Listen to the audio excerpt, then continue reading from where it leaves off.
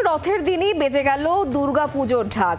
শহর জুড়ে ক্লাবে ক্লাবে চলছে খুঁটি পুজো করলেন মন্ত্রী চন্দ্রিমা ভট্টাচার্যের গড়িয়াহাট হিন্দুস্তান ক্লাবের সদস্যরাও। এবার ৬২ বছরে পড়বে এই পুজো।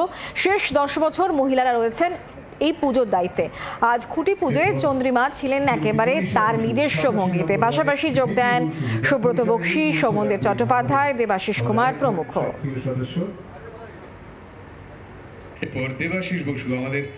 সেই থিমটাকে আমরা এখানে উদ্বোধন বলো, উদ্ঘাটন বলো, সেটা থিমটা মানুষকে জানাবো, কিন্তু আসলে থিমের পেছনে কি আছে সেটা সম্পূর্ণ জানাবো না। কিন্তু আমরা মানুষের কাছে ধীরে ধীরে আমাদের এই পুজোর যা থিম সেটা তুলে ধরবো। এবারে শিল্পী আমাদের শিবশঙ্কর দাস, ও আগেও অনেকবার আমাদের করেছে, এবারেও আমাদের পুজো করছে, খুব ভালো মন দিয়ে কাজ করে।